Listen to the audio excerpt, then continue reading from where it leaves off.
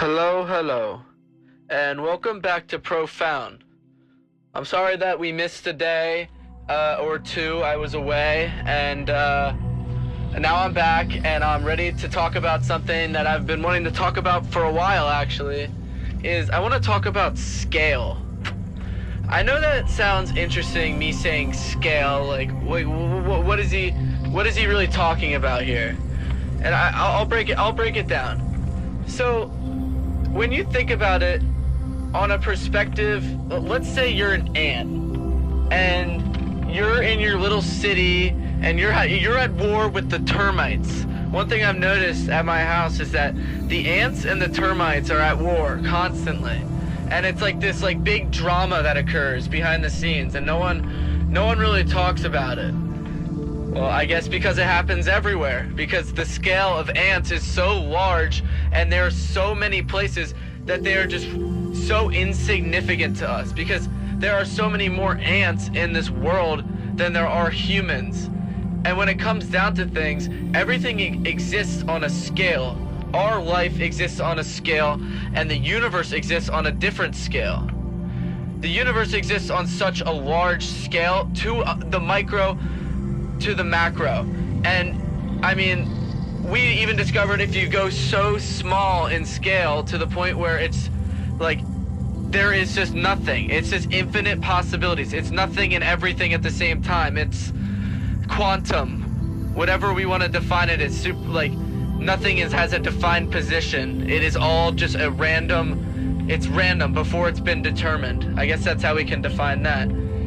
But I want to point to a time that I really noticed scale. It was a time I was on psilocybin, and I was standing by a lake, and I was just observing the algae. And I just kept on staring at this, it was like this cluster of microorganisms and algae and just green stuff in a lake. Whatever you can imagine that as. And the longer I stared, the more defined and crisp and detailed it got, and the more the scale got smaller and smaller, and the more I could start seeing smaller and smaller things, till things just kept appearing in front of my eyes. And I was like, oh my God, look how small this gets. Look how much life exists in one conceived area. Just one area has teeming with millions of life, just one lake. If you think about that in perspective with how many humans there's about 7 billion humans. Think about that in the scale of how much life it truly exists. And then we're still on Earth here. Earth, one of billions and trillions of fucking planets. And you know what exists beyond planets is galaxies, and we have billions of galaxies. I don't know if we have billions of galaxies, but we probably do. But you get the scale I'm talking about here, so how infinitesimal we are. And then we go down to the scale of an ant, and then you go down even lower to the scale of bacteria and microorganisms. So there's a very broad scale, and the electromagnetic frequency scale as well. It goes from short waves to long waves, and we only see the visible light spectrum. I mean, we only see a fraction of what reality really is and what the information is out there, just because our senses evolved to see that specific part of reality.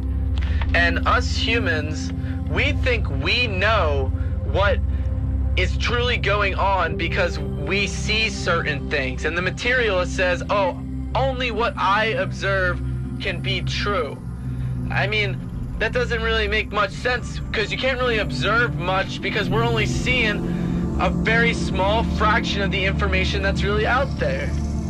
And we only can interpret it from a very, very small fraction of the ways it can be interpreted. So for us to have this very narrow view on reality and to assume that we know what's going on is very naive. Not very naive, it's extremely naive. And I think that's where psychedelics kind of come into the play, because it kind of breaks the whole, I know what's going on into a long fragment of, whoa, I don't know what's going on anymore, and this is different than anything I've ever experienced, and it feels just as real, and the emotions I'm feeling is just as real or even more intense. So I think psychedelics are a game changer when it comes to people that are habituated to the modernity of, like, the mundane aspect of life, the repetition aspect of life, because it kind of conditions you in a way where you lose sensitivity to day-to-day things, and you lose this enjoyment of just like basic things you do in life, like just getting out of bed and like brushing your teeth. Like, just because you've done that a million times doesn't take away from how special that actually is. And going to a pizza place with your friends and getting food, like things like these. And we are so conditioned to our day-to-day life, and what psychedelics do is it breaks this, and it kind of shows us, whoa, like, I could stare at this fucking tree for 2 hours. I couldn't do that if I was sober. Like, this tree looks so cool. I can't believe I haven't observed this around me. Oh my God, like, there's so much going on around me that I just forgot about, or I just put in the back of my head because I didn't think it was important. And it really helped me put myself into a picture with scale, and help me understand scale, because later that trip I got picked up by my one friend, and he drove us to like a different park, and it was like I was able to be transported from this like lake where I was staring at this I was staring at it for like a good 20 minutes, because I was like so astonished with what I was seeing, and how much life existed there, and what that like meant. And we got picked up, and when I was in the back seat, and I was just staring out the window, just realizing like how large the world is, and like how I'm able to get from point A to point B so fast now. And it was kind of like I was looking at the sky view from Google Maps when you're looking down, and it like put everything in perspective, where I was like, whoa, like I just went from point A to point B, and it like how fast I went. I don't know, just the way I was observing it on psychedelics made it feel like I was just experiencing like a larger scale. I was like, now this part of this area is like unlocked, or like was this really rendered in before I was even here type shit. It's like if a tree falls in the middle of the woods and no one's there, did it really fall, or did it make a sound? That's kind of what I was like thinking. And I don't know, psychedelics are really important if you're trying to break a habituated pattern and like try to experience life to the fullest again. If you're stuck in a rut, and if you're stuck in the same thought patterns, thought loops, and you feel like you've been doing the same thing over and over again, like, psilocybin is what you need. It's a medicine, it's an herb, and it's mislabeled as a drug unless it's being used as a drug.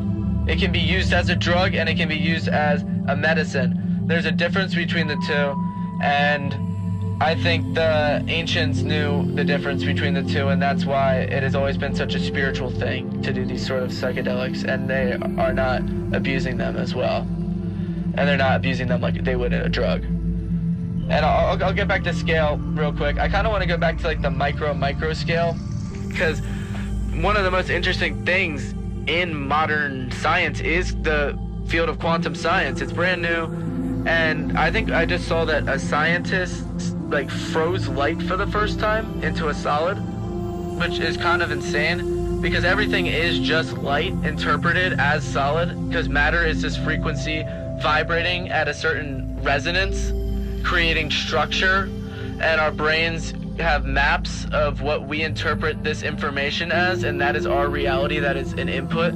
So it's kind of like this field of like information, and our brain has like cortical layers that start from like, this is a square, this is a triangle, to this is a tree. And it's just like we are just picking up information from this field, and it creates this physical matter. But I mean, that was just a little side tangent. Innovations in quantum science are starting to tell us that atoms are like 99.9% empty space. And what basically it is it's unlimited possibility. It's just a field of quantum. I think the smartest guy in the world, he did this interview, he called it the quanta, and that everything is just this sort of like energy that it manifests in different forms, and it's vibrating at different frequencies. And that's what a lot of like ancient religions say as well. And I remember hearing a story that a scientist was so scared, he was so astonished with this that he was afraid the rest of his life that he was just gonna fall through the ground, because it wasn't possible. The ground just should not be there.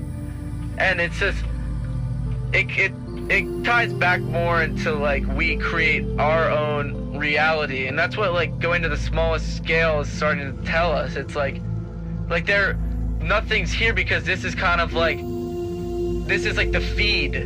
This is like the information feed. And you can't really go this low because there's no information feed until it like is manifested by the consciousness of the mind. So I just thought that was a cool little addition. And then go to the largest macro scale, we could have multiverses and unlimited, infinite multiverses with alternate timelines to literally anything that you could possibly imagine. So anything that you can create in your mind can exist in a timeline. Anything, just anything at all. And that's infinite. That breaks your fucking mind, doesn't it? So it goes infinite down to the small scale and infinite to the large scale. So it's this ginormous mind fuck. But it scale just... Oh, I didn't even get into fractals. That means I can do a different episode on fractals. Fractals, I'll just like say what they are real quick, is it's an example of how things exist on a different scale. So I can do a scale part 2 episode. I think scale is very interesting, and something that we got to think about a lot. And we look at those little ants and the termites, and you can watch them at war. You can go see a bunch of different Mordors and watch bugs live out epic movies. And that's enough of Profound for the day. I hope you enjoyed, and like, comment, and subscribe. Peace out, y'all.